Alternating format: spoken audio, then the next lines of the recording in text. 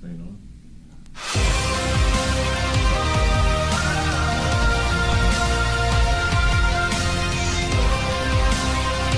Irreverent, entertaining, cool. You're listening to LA Talk Radio.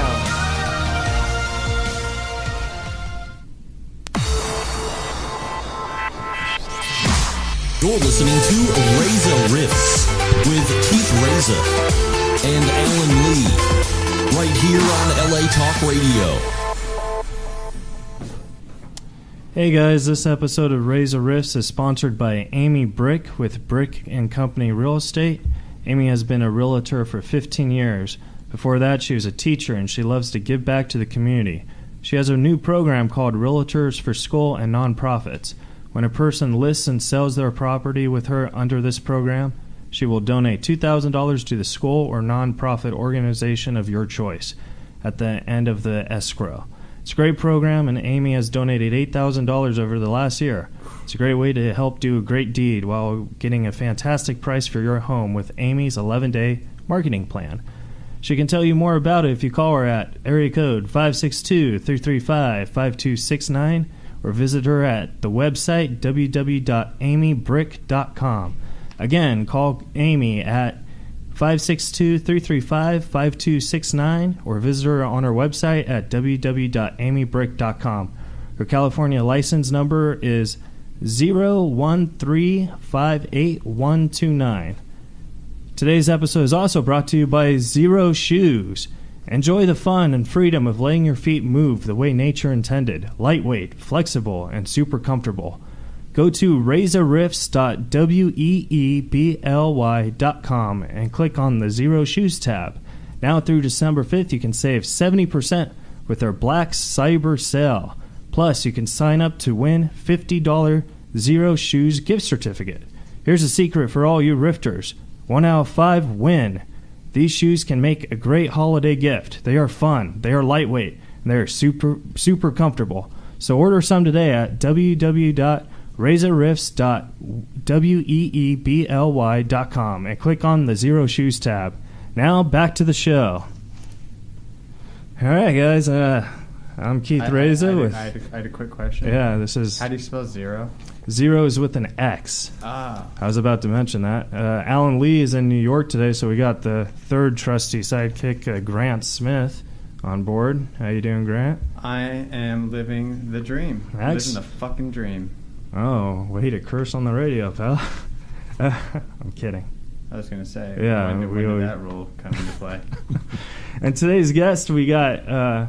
you guys have seen him from... He won Last Comic Standing as a Showtime special and Comics Unleashed, the great Alonzo Bodden. How you doing, Alonzo? Man? Good. How you guys doing? Doing good, man. Thanks for doing the show. Yeah, no worries. No worries. I was trying to find sponsors for the show, and I know you like motorcycles, so I called like this really famous motorcycle place. I don't want to like help them out, you know, but I was like, I got Alonzo Bodden. He really enjoys motorcycles, you know. I think you should sponsor the show. And they're like, is he the guy from Game of Thrones? No, I don't know. No, so, I think I'd know if I were on Game of Thrones. Yeah, but no. Yeah, but not like, that guy. Yeah, so I figured maybe I should lie to him and just say yes. Yeah, he's on Game of Thrones all the time. Why not? Well, also the company that you reached out to, they may not have had the money to sponsor it because their logo is on the Greek Freaks uniform playing for the Milwaukee Bucks. Nah, well, they have the money. Milwaukee Bucks make a lot of money, even though they're not doing that well. It's the revenue sharing. So, Alonzo, how was your Thanksgiving? You were telling me that you were at the Laugh Factory. Yeah, every year the Laugh Factory does charity dinners and shows for anybody, you know, and they do 4 different ones, like at 1, 3, 5, and 7. So I always do the first one. It's fun. We get a great crowd. Literally, it's just people coming in and they're into the show. Yeah. So it's fun. A lot of comics come down and serve food. You know, yesterday, I mean, Fraser Smith was there. We love Fraser. Tiffany Haddish was there. Paul Rodriguez, Elon Gold, Maz Jobrani. and and on and on. So yeah, we have a lot of fun just hanging out and serving, and then we kind of clown with each other on stage, figuring out what to do for this crowd. Say the usual crowd. So you adjust material, but it's always fun. Yeah. So you guys actually, like, people eat and watch a show? Yeah. Oh, that's awesome. We do a set for them. So it is, it's really cool. And, some of them are homeless and having a tough time. Then others just no real place to go. Hollywood's real transient, right? So a lot of people are just, they're like, why sit at home or sit in their apartment or whatever? Just go down to the Laugh Factory, get something to eat and hang out. So it's a funny, wide spectrum of people, and some people come back year after year. Those are the like, hey, didn't I see you last year? You were on potatoes last year. Like, yeah, I know. I moved up to turkey. Got a promotion. So it's a lot of fun. So, and Jamie Masada is great. Jamie does this every Thanksgiving and Christmas, and I don't know how many people he feeds. But it's a lot, and it's very cool. Yeah, I've been doing it for I don't know how many years. So I know you did last year because I saw you on Twitter last year. Yeah. I mean, I've done it. So I know you do it a lot. Yeah, I don't know, last 15 years, 20 years, something like that. Like it's been going on forever. Yeah. It's a great holiday tradition. Yeah. That's the one thing I do like about the Laugh Factory, because there's not, the Improv or the Comedy Store, they don't do that stuff, So I think that's this really is Jamie's awesome. thing. Jamie's a sweetheart for doing it, and it's very cool. I mean, obviously you hear all kind of things about Hollywood people and this, that, and the other, and it's like, a lot of it's true, but every now and then somebody, what's cool? Every now and then somebody rich does some shit really nice, like not sexually harass somebody, and like no publicity. He doesn't do it for him. He doesn't, he's not standing out front waving a bell or anything like that. He's there and he's part of it. But it's very cool of him to do. And that's why I think all the comics have fun, being a part of it. Yeah. And does he need to bring the soapbox every year, though? Does he need to what? Bring his soapbox every year? He doesn't really. I mean, they're going to interview him every year, obviously, because he's the guy who does it. But outside of that. I was just teasing. Yeah. I was just teasing. This is Grant Smith. Extremely cynical, sarcastic. Please don't take anything I say seriously. Not too worried about it, Grant. I can handle it. I'd hope so. Because like Alan Lee usually is the co-host, but he's in New York, because I got mixed up, because I know Thanksgiving is a big holiday, but usually I thought it's like the last week of December. You know what I mean? Like you thought Thanksgiving was the last week of December? Of November, I'm sorry. Oh, but like, I was going to say, you missed by a month. Your New Year's Eve must suck. Like, New Year's Eve, you're the only guy with turkey saying, where is everybody? I cooked. No, but so like I got the cranberry sauce just all over the place. Yeah, so I got so confused on the dates and stuff, and then Alan's like, "Oh, I'm not gonna be here," and then like I was like, "Oh," so then I was like, "All right, well, just have Grant do it," So yeah, see, that's usually we'll just have this kid come off the streets. Yeah, sometimes it's good being third best. Yeah, it's good to know where you rank. Yeah, I mean he's not shy about it. No. Not at all. Alonzo, I have a question for you, and this might just be really weird, but when you do shows... Let's get started. Yeah, let's get it started. It's like saying, I don't mean to be racist, but... No. It's like when you start off something like that. He's not. Now it's fully weird. Let's go. Now it's weird. Okay, but like whenever a host like brings you up to a comedy show, does he ever, when you know how they give you the credits, does he ever say, "All right, you've seen him in the Mighty Morphin Power Rangers"? Do they ever say that? No, but you know who loves that I used to do I used to do voices for Power Rangers. Yeah. And radio people, it's funny you bring it up, because whenever I do radio, it's one of the things they're going to ask about. Like, really? What the hell did you do on Power Rangers? So I was the voice of Thunderon and a few other monsters. And it was really one of these, I guess it's my Hollywood story of how I got the gig. So I started doing comedy, right? You need a day job, whatever. So a buddy of mine was doing transportation for Power Rangers. And he was like, "Hey, man, you can drive a U-Haul, right?" And I was like, "Yeah." He said, "Same as a camera truck. You got a job." Right? So I started driving for the show, and I was just at craft service getting something, and one of the sound guys heard me talk, and he was like, "Whoa, that's a voice. You want to do monsters?" Yeah, you sound and like I was James like, Earl Jones. Hell yeah, I'll do monsters. And that was it. That's how I got the gig. They heard me talking at craft service, Next thing you know, I'm in the booth roaring, trying to kill Power Rangers. So That's awesome. yeah, it was fun though. That I was on the show like from the beginning. Yeah, you know, like when it was in, good, like the very in '93. I think I was there from '93 to '97, off and on. And that Pink Ranger. it was. Yeah, everyone loved Amy Jo. Oh, Amy yeah. Jo was an ex-gymnast and a hottie. Oh, and yeah. it was funny because back then people would do set visits, right? Because Yeah. the Power Rangers were so popular. So you get a lot of times it'd be celebrities or whoever else they wanted to visit the set. Somehow Dad always wanted to meet the Pink Ranger.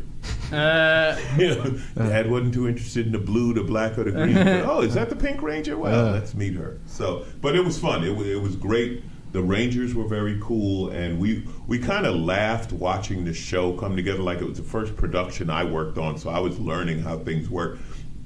But you just watch it and you'd be like, really? This is you know TV, when you watch it being made, it's not the same as watching the finished product. Yeah. So we would just watch the monsters in foam suits falling down, and the fight scenes would be like just it's choreographed for kids, right? It's Yeah, not like, yeah, it's that's not what- like yeah. some, it's not John Wick. Yeah, You know what I yeah. mean? It's not even and so we'd be WWE. like, is anybody going to watch this? And 6 months later, it's the #1 kids show on earth. It was like, I guess somebody's watching. Yeah, it's yeah, it like was fun. kids actually like this stuff. And Yeah, then, they did. They did. you Yeah. know?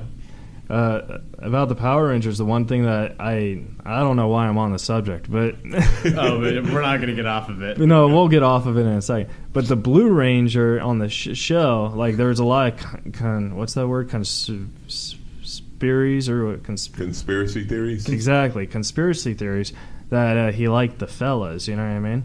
So like when they made the movie, they made him autistic instead, and like there's more theories on that. I wanted to see your vibes on I that. hate to disappoint you. I got no theory. Oh yeah. No, I don't know. Again, one of the smart things they did with Power Rangers, and it was like a brilliant marketing thing, was make the Rangers diverse. Yeah. So that all kids had somebody that they looked like them. Yeah. You know what I mean? So I never heard any theories about the Blue Ranger being gay or anything like that. The funniest thing, as far as the set and keeping something secret, was the first Green Ranger. He was married. Oh. And he had a kid. Tommy, yeah. And they were like, we can't let anyone know that. Ouch. Because he's supposed to be a high school kid. So Yeah. so that was the big thing. The big thing, because, in Hollywood, you hire adults to play kids, right? That's true. Otherwise, you got all these different work rules and blah, blah, blah. So, it shows do it all the time. But on this one, it was like a big deal to not let the kids watching the show know that this guy is an adult. Oh, so like the cast didn't even know. No, Oh. some people, yeah. I mean, people knew, but Oh. you couldn't talk about it. They didn't bring it up. You know what I mean? They just Don't tried ask, to. don't tell. Yeah. Yeah. They just tried to keep it down so that because they felt like that would ruin it for kids to find it. It's like finding out that there's no Santa Claus because your dad got beat up at a Black Friday sale. Yeah. I always liked the Red Ranger, but the reason why I bring up the Blue Ranger thing is because I'm autistic. So like they were trying to like say that a lot of autistic people, and blue is the color for autism. You know what I mean? So like they were trying to connect the dots on that, and I just wanted to be like, well, I'll just I don't ask know. the guy who was on the Also, show. But this is also stuff that developed later in the show. You know what I mean? Like the initial show, they didn't have any of that, and then so much developed around it over the years. So I wasn't in on the conspiracy theory. Sorry, I got nothing. I got nothing. Now, were you doing comedy when you were on? Yeah, that was my day job while I was doing stand up. And the producer on the show, a guy named Jonathan Zakor, was fantastic because he said, look, some of them came to a show. You know how you do bringer shows, you do little shows around. So I did some show, and some of the people from Power Rangers came and saw me, and he was like, man, keep like whatever you need, whatever help we can give you, we'll give you. So if you got to do a gig, we'll just hire a day player for your job until you get back. Oh, that's awesome. Yeah, it was great. So that was my day job until I made it full time in comedy. Yeah. You know, but it was just very cool that him and everybody else on the show was that supportive. You know, and then we had one AD, a guy named Chris, who was hilarious, and Chris always would give me the best advice when he knew I had a gig that night. Hey, do the funny shit. That was his advice. When do the funny stuff. I got you, Chris. So that seems to have worked out. That is good advice, though. It's actually, I love it when like jobs like that are very supportive on comedy, because I work at a grocery store and they're the exact same way. I mean, they get irritated when because sometimes I have a last second gig, you know what I mean? And they do get mad, but like they do 90% of the time they let me have it off. So it's nice that jobs did that, and they still do that. So like that's pretty there's cool. still places that do it, and it helps a lot, you know, because I started comedy late, right? I was 30 when I started, so I kind of already had a life. So the idea of living with 5 guys in a 1-bedroom apartment and like that wasn't, you know what I mean? I was like, I don't know if I can do that. So that gig allowed me to pay the rent and maintain my lifestyle and still work my way up the comedy food chain. So it went perfect. And then you did Montreal, which Just for Laughs is still one of my favorite things in comedy. Yeah. So everyone does that. I did it. I did New Faces in '97. I got a deal, right? Because back then they would make development deals at the festival.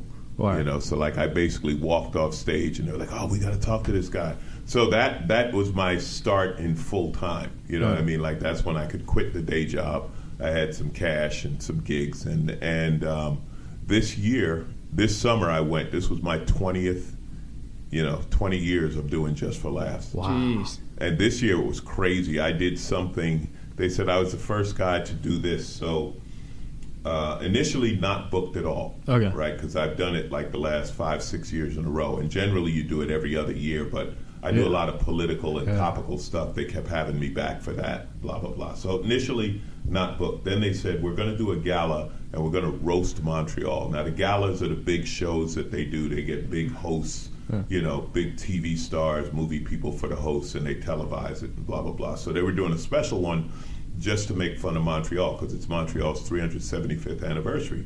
And they were like, since you've been coming here so much, you know the city, we want you to be on the show. So I was like, cool. So this show was taking place after the festival. The festival officially ended on Sunday. They added this show on a Monday, right?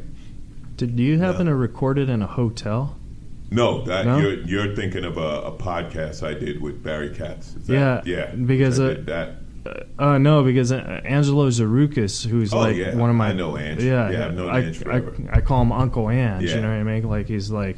So he was telling me that he was just walking in a hotel and he saw you doing a podcast and you're like, hey, Ange, get over here. Let's do a podcast. And it was at Montreal. That's the way Montreal is. You're just doing something. There's so many comics around and you see somebody walk by. You're like, hey, It's like Radio Row at the Super Bowl. Yeah, exactly. That kind of thing. So anyway, so now I'm on this gala at the end of the festival. Then a couple of weeks before the festival, Maz Jobrani had some kind of family emergency, so he had to cancel. So they said, hey, will you come up and host the ethnic show, right, which is one of the theme shows, which starts before the festival. So I was like, yeah, I'll do it. So they arranged it so I was literally the first comic on stage at the festival hosting the ethnic show and the last comic to walk off the stage at the end of the festival. That's cool. So now I've done it all and I can die. We've completed the life circle. What are your thoughts on the afterlife? No, I'm just kidding. We'll do that on the next podcast when I come back. I wanted to ask you this to get away from the Power Rangers, even though we already did. But do you ever get asked if you're related at all to James Earl Jones? No. Because your voices are, honestly, if there's like a police lineup for voices, I don't think I could tell you guys apart. Hey, listen, I wish it was. That's a compliment. That is it's a huge compliment because his voice is probably worth, it's legendary. $100 million between Darth Vader and, but he does all kind of things. Sandlot. He's the voice of, I think it's Verizon. Yes, like, he is. Oh, is he? Yeah, Yes. which is a weird thing that he does, but it's like, yeah, I'll pick up $1 million. I'll why not? do some voice for that. So He doesn't act anymore. He does voices. yeah, he does a little bit of acting. I saw him a few years ago, but yeah, the voice thing is great. I get them now and then. I audition for a lot of voiceovers. They still pop up now and then. Yeah. I've done some like video games and a couple of commercials. It's fun. Yeah. It's fun when you get it's like everything in this business. It's tough to get the job, and then when you get it, it's a blast. Yeah. Because my dad's best friend, Patrick Warburton, we call him. We call him Uncle Pat. He's known as a voice actor. Mm-hmm. You know, except within the past 5 years, he's now known as a. Yeah. But yeah, so like growing up, he was just known for voices. So like, and I remember growing up, he had a lot of struggle because it seemed like they didn't get paid a lot of money. Yeah, it's you get paid okay, but there's a few people doing a lot of the jobs. Yeah. That's another thing, because some people Jesse Pinkman have voices that can do a lot of voices. Yeah. So they'll hire one person who can do 4 different voices, saves them from hiring 4 people. Mm-hmm. Yeah. So Can you do 4 different voices? I'm the big powerful, I like I said, I get a lot of monsters. Oh, if you guys could see what bad he's doing guys right and now, stuff he's like flexing. Which way is the beach? This way. So- Oh man. Yeah. Have you ever had a co-host where you just wanted to strangle sometimes? I think you two are a good balance. I think it's great how he just sort of creeps in. every Yeah. now and then. Just let me creep in, throw in something, back out slowly. It's my style. It's a compliment, right? It's a It's my compliment. style. Everything's a compliment. It's all perspective. I actually, you probably get this all the time, but I actually know you from Bringing Down the House. Yes. Yeah. Yes. I have played a bouncer Oh yeah. and security guy. Oh yeah, in tons. Martin. Yeah. Yeah, I've done it a ton. So Oh, yeah, my God. in Bringing Down the House, I saw I that was with my security family guy in of theaters. Steve Martin's backyard. But you know what's really cool about that? And like I get that role a lot. But what's really cool, when you play the security guy to the star, you get to work with the star in the movie, right? So I did 2 scenes in that movie. One with Steve Martin And one with Queen. and the other Yeah. one with Queen Latifah. Yeah. Right? And Steve Martin was cool as hell. So And Queen Latifah wasn't. no, she was great. Oh, okay. I had 2. I had 2 Sorry, running I was jokes. He's trying to creeping back in you. again. I was trying to back, Creeping I was in. trying to I back like you this into a guy. corner there. Sorry. He's usually the Facebook Live guy. Yeah, I'm here. Yeah. We usually keep him in the back. Yes, silent. So we're the scene is Steve Martin is walking up to a house party in his backyard, right? Yeah. Queen Latifah's throwing this party at his house, and me and this other guy are the security guys, and we're going to stop Steve Martin from going into his own backyard, right? So Steve, this is during the day, Steve Martin walks up with the director and the extra who I'm standing next to. He says, "Wow, Steve Martin," right? And Steve just looked up and went, "I'm acting." And I was like, oh, shit. Like, some people take it really seriously. So I'm thinking Steve's one of those guys. So I'm like, all right, just don't mess with Steve Martin, blah, blah, blah. So after lunch or something like that, his assistant's like, hey, I heard you're a comic. Like, Steve likes comics. You should, talk to him. So, all right, cool, Yeah. So I go over and I talk to Steve. And I said to him, I said, man, you were the best. You were like at the top of the game, and you just quit. Yeah. I said, I know you got movies and stuff, but don't you ever miss doing stand-up? So he said, I host things every now and then. And I was like, really? Like, what do you host? And he looks at me and said, the Oscars. And I looked right back at him. I said, who books that? And he started cracking up. He just started cracking up. So we just had kind of a few running jokes after that. He was really cool. And then the thing with Queen Latifah, she said to me, she said, you look familiar, like I've seen you some. And I said, well, I do stand up. You might have seen me. So she said, yeah. I said, didn't you make a record? Didn't you like have a song or something? And she just started laughing. And for the next 2 days, every time I saw her, I was like, what was the name of that song? You had like a record or something. Like, and it's great when you meet people like that. I got to do it with Leslie Nielsen. I played his bodyguard in Scary Movie 4. Oh, yeah. Right? And this was a trip because we were doing it. It was a scene. He was basically spoofing George W. Bush reading My Pet Duck Okay, when yeah. 9/11 happened, and so I'm the Secret Service guy telling him, like, Mr. President, we got an issue, and he keeps going, I got to finish this chapter.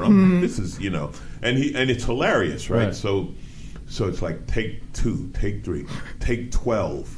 And I'm thinking, okay, I'm going to get fired because it can't be Leslie Nielsen doing it wrong. We're on take 15. I don't know what I'm doing, but for some reason. And then after, like, I don't know, somewhere between 15 and 20 takes, the director started cracking up. And Leslie Nielsen went to me and said, that's the one. And these were the same guys who did Airplane and everything. Like, he's known them forever. Yeah. And he said they keep going until they laugh. Yeah. He's like, you never know what it is. And I was like, oh, so I'm not fired? He's like, nah, you're all right. So that's awesome that you got to work with him, man. Yeah. He was a legend. And the guy was 80 years old when we did that. He had 2 hearing aids in, and he could. In each ear? Yeah. And he, may or may not remember the lines, right? And then when they said roll, like they take the hearing aids out, whatever, and they got rolling, bam, now he's Leslie Nielsen, and he's right on it, and he's funny, and his timing, and he's got the line and everything else. You know what I mean? Like, I worked with a few people like that. I worked with Phyllis Diller. It was the same way. Like, Phyllis is this old woman, right, really thin and frail. Yeah. And then the cameras come on. Bam, she's Phyllis Diller. Yeah. And just hilarious. We were doing this show, it was called Jury Duty. And it was like a people's court, Judge Judy kind of show. Uh-huh. But the jury was 3 comedians. So you give your pitch or whatever, and the 3 comedians decide. That's a good idea. And some guy was suing his landlord, right? And his landlord's like 75 years old. Right. And Phyllis just starts hitting on him, talking about how she likes younger men. And it was hilarious. And you just like, you're like, wow. You know what I mean? Like, this is Phyllis Diller, like, legendary. She's 80-something years old. Yeah. And she just right on it, just hitting on the guy, like, telling everybody how she likes younger men and what they... It was hilarious. And I love that. I loved the times I got to do a thing with Don Rickles in Montreal. I've been lucky enough to work with legends. Yeah. And the legends, you see that... in their 70s, 80s, whatever, still got it. Soon as the lights come on, they're 30 years, 40 years younger and working. Well, see, I find it because, like, I'm only a feature comic, so I'm not a headliner. But like, I find it way better when I work with, guys I like who I open for. Like Norm Macdonald is my comedy hero, and I open for him. Norm's hilarious. His Netflix special is amazing. Yeah, and then Jeremy Hotz. I love Jeremy. Hotz. So one like of my oldest friends, one of my best friends in comedy. Oh, really? Is Hotz. Yeah. I love Jeremy. Yeah, he's damaged on so many levels. I love that guy. But like, I find it way more rewarding as a comedian to work with guys who not only, like you said, like what are the chances that you get to work with your common heroes and be friends with them? You know what I mean? Like, I think that's way more rewarding than just, just doing it by yourself. Yeah, the only one I never got to meet or work with or anything was Richard Pryor. Oh, yeah. Never got to meet Pryor. I opened for Carlin once. That was phenomenal. Yeah. I worked with the Wayans. I used to open for Damon Wayans back in the day, back in the 90s and stuff, and so many other people like that. I met Chappelle, like, in my first year doing comedy. I met Dave just randomly. Who's the funniest Wayans? Damon. Damon? By far? Damon, by far, yeah. Keenan is a brilliant writer and producer. Like, Keenan comes up with these ideas and creates these shows and stuff, but when you're talking about doing stand-up on stage... Damon by far is the guy. I heard Marlon got really good though.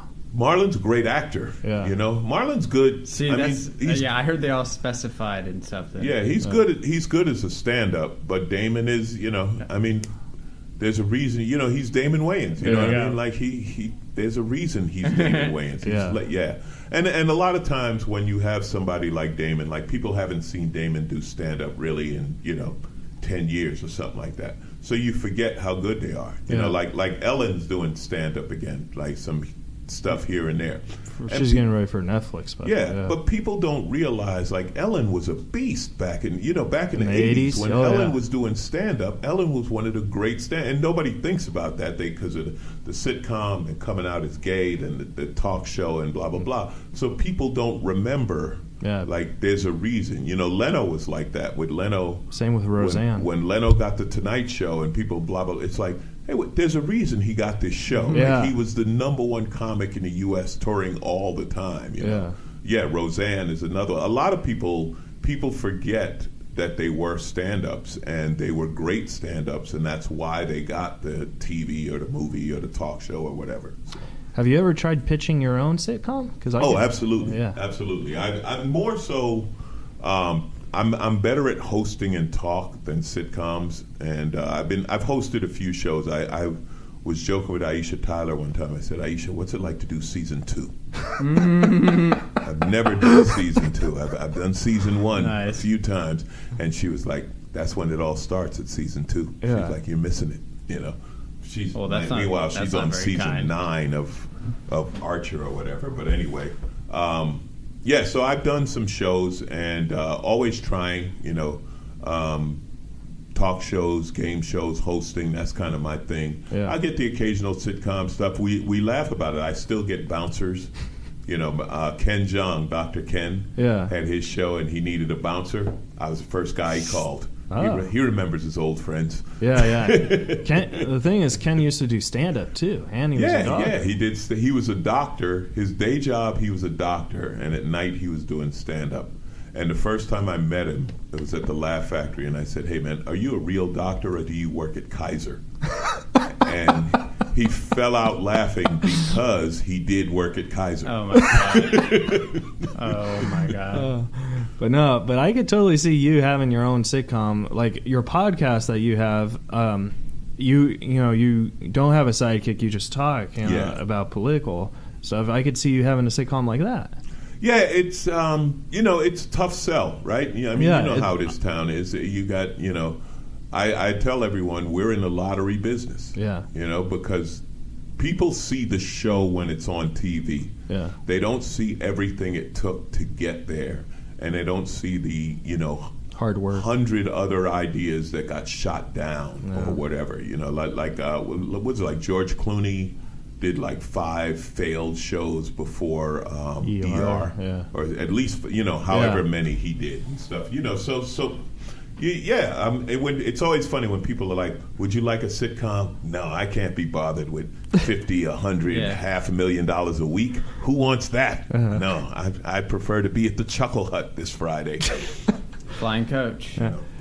I love what I do, so I still get that, and you get shots here and there, and you keep grinding, you keep grinding. Well, one of the things that I really like about you is because you're right, you do get the occasional stuff, but you're more known as your stand-up, you know what I mean?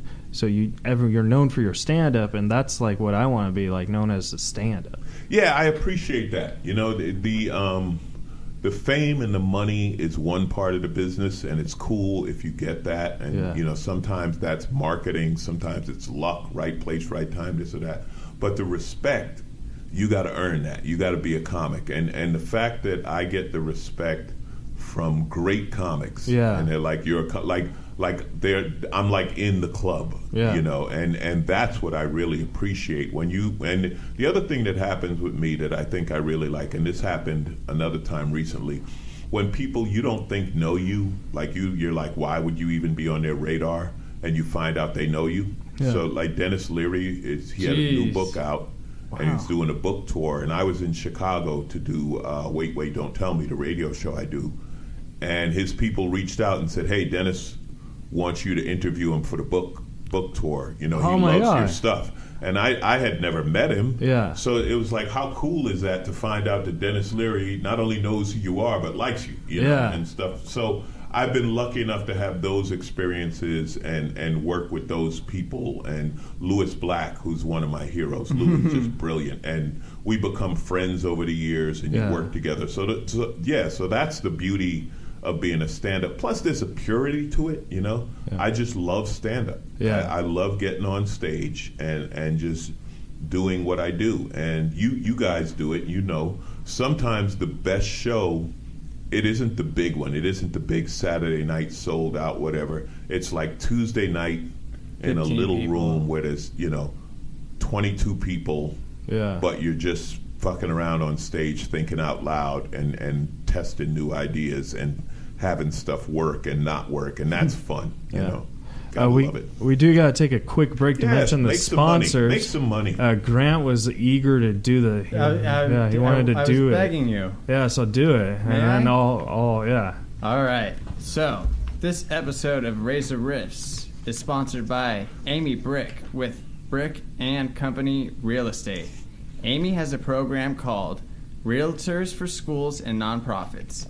When a person lists and sells their property with her under this program, she will donate $2,000 to the school or nonprofit organization of their choice at the close of escrow. It's a great program, and it's a great way to help do a great deed while getting a fantastic price for your home with Amy's famous 11-day marketing plan. She can tell you all about it if you call her at area code 562-335-5269 or visit her website www.amybrick.com. Again, Amy's number is 562-335-5269 and her website www.amybrick.com. Her California Realtor license number is 013582129. And today's episode is also brought to you by Zero Shoes. Enjoy the fun and freedom of letting your feet move the way nature intended. Lightweight, flexible, and super freaking comfortable. Go to razorriffs.weebly.com and click on the Zero Shoes tab. That's zero with an X. Now through December 5th, you can save up to 70%. That's basically like getting it for free with their Black Cyber sale. So what are you waiting for? Get some new Zero Shoes at razorriffs.weebly.com and click the Zero Shoes tab. Now, back to the show. And I thought I had reading problems. Man, the enthusiasm. It's a beautiful thing. You know what? I went to college. About that zero thing, and I understand why they spell it with an X, because it's a marketing thing. Yeah. But I don't know who creates language, but with words like xylophone, like why did somebody say, yeah, let's spell that with an X? Yeah. I actually have a funny story about that, because I called them because I have a speech stutter, and so I called them because I tend to mess up the sponsors a lot on this show, and it's part of my humor, but also like I don't mean to do it, So I called them and they're like, "Thank you for calling Zero Shoes. How can I help you?" I was like, "I got it." Thank you. Got it. So just hang up. But we have a couple of Twitter questions. Do you like Twitter questions? Yeah, fire away. All right. So this is a Twitter question from Ladyboy818. Alonzo, do you still get recognized from your role from Angel? Once in a great while. Yeah, that's deep in nerddom. They recognize me from Angel. But yeah, I played a prison guard on it. I'm telling you, man. I've done all the security things and the criminal. Like I've been on both sides of them. So you've been like paranormal prison guards too. Yeah, but Angel, it was just regular prison. Yeah. Nothing weird. I interviewed Matt Champagne maybe 2 years ago, and he was on Angel, like 1 or 2 episodes, and he said, everyone recognizes me from Angel. Shows like that, they have like a cult following. Yeah. So if you're on it, people are like, you were on, and I'm like, oh yeah, that's right, I was. Appreciate that. Thank you. This isn't really a question, more like a comment, so, but I'll say it. This is from BoyLady818. Says, I'm noticing a theme here. Yeah, it says, Alonzo, you should pitch a new MTV show called Pimp My Bike. We actually talked to. Well, we didn't talk to MTV about it, but we did talk about a bike show about hooking up bikes. And here's the thing about the motorcycle world: like all the shows are just Harley based, like chopper based shows, and then whenever you try it, they say, we want to do something different. And then you pitch something different. They're like, nah, nah, we'll stick with this. So Orange County Choppers is coming back again. Are you serious? Yeah. I'd rather see the Can't wait. motorcycle one. Cannot wait. I could see it. Pimp My Bike with Alonzo Bodden. Yeah. You know? Maybe you should try pitching it to MTV. Maybe you should pimp Yeah. bikes that are like bicycles. That's a whole different world. Yeah, But it's a big world, though. Yeah, Yeah. there's a lot of guys who do bicycles. They want pretty something cool stuff. different, don't they? Yeah, that's what they'll say. Until you bring them something different. Then they're like, nah, we like the same. Oh. OCC. And come now back. this one's next going to be from Boy Lady. No, Lady. Boy 818 Lady something, you know. Yeah, that was the first one. This is the thing I don't like about Twitter is like all these handlers. Like they're so I don't know if they're real questions, but I don't know if Yeah, they're you don't know handlers. who's doing what's real, what isn't. Yeah, But it's- anyway, what's the question? This is from Alex Loves Troy Forever. If the last comic standing winners came back and did a last comic standing match, do you think you could take them? Yeah, I like my odds. Yeah. Yeah, I like my odds. You could definitely take Dat Fam and I think so. yeah. Are we talking like cage match? Yeah, yeah. Like No, I think you could definitely take Jesselnick or something like that. Jezelnik didn't happened? win. You know what happens with that show? I think, like, once you go through, especially back when we did it, we had to do a lot more rounds than the current one. But like me and Heffron, like we have an agreement we will never compete in anything in life because you do it so much. Not even you know, like a game of horse. going head, yeah, exactly, going head to head and over. And me and Heff we went to the finals in season 2 and he won. Then we went to the finals in season 3 and I was. So we did like a ton of stuff, you know. And you're just like, yeah, we're not going to do that anymore. Yeah. It was great. It was a great run. It got us on primetime TV, but the parts of it are nerve wracking, and parts of it are they try to make you. They try to develop a rivalry, and comics really aren't rivals. Like after a while, you think it's competitive when you start. Then you realize, like, nah, it's really not. You know, I know what you're saying because, like, I'm really like Ida Rodriguez is like my comedy mom. Oh you yeah, know? I know Ida. And I love her. Yeah, I love her. Like, I'll do anything for her. And like, they tried to make it seem like she had a revival with Jimmy Shepard, and I was like, they were actually really good friends. Yeah. So like, that's why I stopped watching it after Jay left because I thought Jay was the reason. Jay was great. Yeah. Jay. You know, when Jay was hosting, it was like. Jay would mess with us all the time. I said it was like he was in the fraternity and we were pledges. Yeah. Like that was his thing. And Jay would talk shit and he'd give you shit. And if you gave it back, he would back off. Oh, really? Oh, yeah. Yeah, Oh. if you gave it back, he'd back off. But if he saw that, like he got that thing, then he'd just start poking and keep poking and keep poking. But, yeah, I'm still cool with Jay to this day. We're friends. Jay Moore is... I met him. I opened for him. I think, wow, that must have been like 95, 96, something like that. You know, we did a week at an improv, and this is one of my favorite early Jay Moore moments. So I had a friend, my friend Pete, had lost an eye, so he wore an eye patch, right? Oh God! And what he's did hanging JJ out do? with me, and we were at the old Brea Improv, where I'll be this Friday, Saturday, and Sunday. Anyway, we're gonna plug that. so Pete is walking down this hallway, and a woman is coming the other way, and they meet at the corner, and she's got an eye patch on the opposite eye. Oh, my God. Like his left eye, and Jay just looked and like, they just locked eye. Oh my God! I'll never forget that. It was like one of those perfect moments. They just locked eye. It was hilarious. Well, Good guy. It's Grant's dream to open up for Jay Moore, so he calls him JJ all the time. It could happen. Yeah. Go to the improv. He does the improv at least every month. Yeah. But you're speaking of the improv, you're going to be doing Brea this weekend, which we're going to plug away at Brea Improv. People can get tickets at brea.improv.com. Right. Grant, could you just do that plug for me? Just you guys can Rifters and everybody else listening, you can catch Alonzo Bodden at the Brea Improv this Friday, Saturday, and Sunday.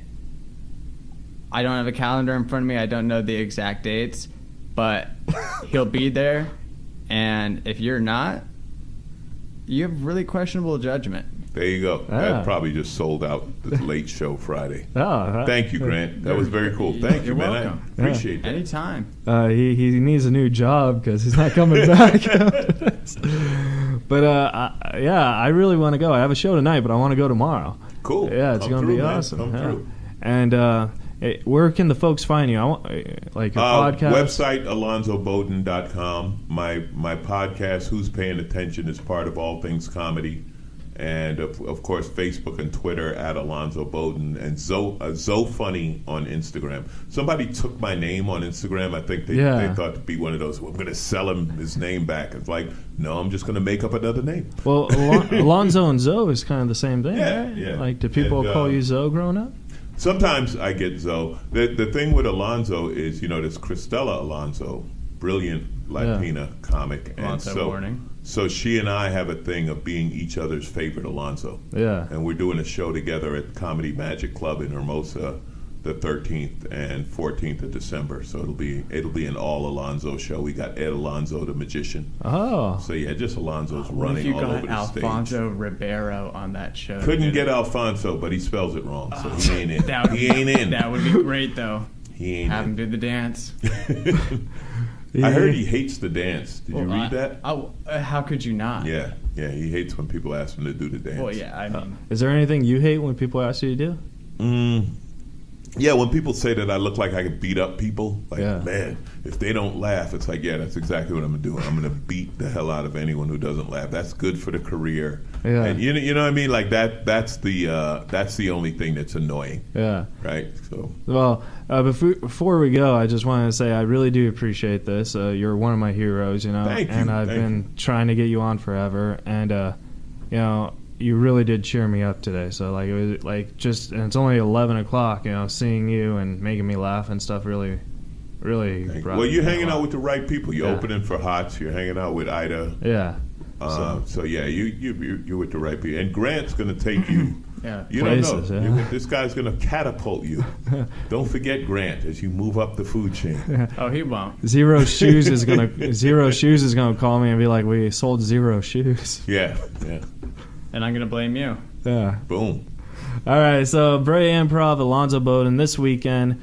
Tickets are at brea.improv.com. You could follow Facebook, Instagram, Alonzo Bodden. Yeah, all you got to do is Google Comic and Alonzo, and it's going to be me or Cristela. I'm the tall one. Yeah. And then, And he'll have Power Ranger credits. That's right. yeah, you never finished that question. Did people ever do hosts ever say? Well, like I was telling you, on radio, they always ask about it because radio is Yeah. sound, but like people in general, they don't know Ladies and about gentlemen, welcome Yeah. to the stage. I just, it. Live from the Power Rangers. I just think that would be the I funniest. still have my crew jacket. jacket. Dude, if I from- ever MC one of your things, Oh, yeah, you gotta I do so. will.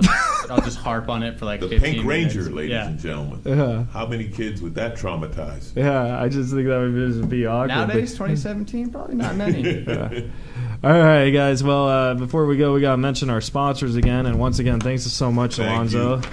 Grant, before I sign off, is there anywhere where people can follow you?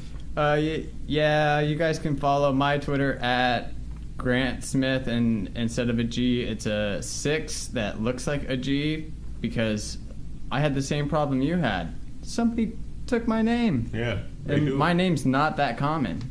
Well, Grant Smith's more common than Alonzo Bodden. I would think. Yeah. Okay. I was Yeah. being sarcastic.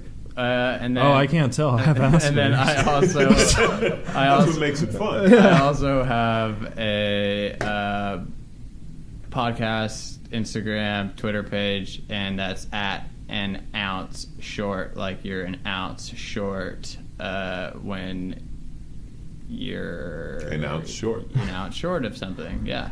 Alonzo needs a new guy to introduce him on shows, so you got the job, buddy. All right, guys. You know I can host. Don't give me that. All right, guys. Again, follow Alonzo Bodden. See him this weekend at the Brea Improv. It's going to be fun. If you guys like the show, please subscribe to iTunes, rate and review. Feedback. We like honest feedback. And we're also on Instagram, Twitter, and Facebook at Reza Riffs. And again, this episode of Reza Riffs with Alonzo Bodden was sponsored by Amy Brick with Brick and Company Real Estate, the best real Let me start over. And action. This episode of Reza Riffs was sponsored by Amy Brick with Brick and Company Real Estate, the best realtor in the business. Check out her program, Realtors for School and Nonprofits. When a person lists and sells their property with her under this program, she will donate $2,000 to the school or nonprofit organization of your choice at the close of the escrow. It's a great program, and it's a great way to help people do a great deed. She can tell you more about it if you call her at 562-335-5269 or visit her website, www.amybrick.com. Again, call Amy Brick at 562-335-5269 or visit her website, www.amybrick.com. Her California license number is 01358129. Today's episode was also brought to you by Zero Shoes. It's that time of year, Rifters. Go to razorriffs.weebly.com and click on Zero Shoes, where you can save some big bucks this holiday season. Which Zero shoe is right for you? Take the online quiz to find out at razorriffs.weebly.com and click the Zero Shoes tab. Alonzo, thank you so much, buddy. I really appreciate it. Thank you, guys. All right, guys. You're welcome. We'll see you guys next week. Later, Rifters. Bye.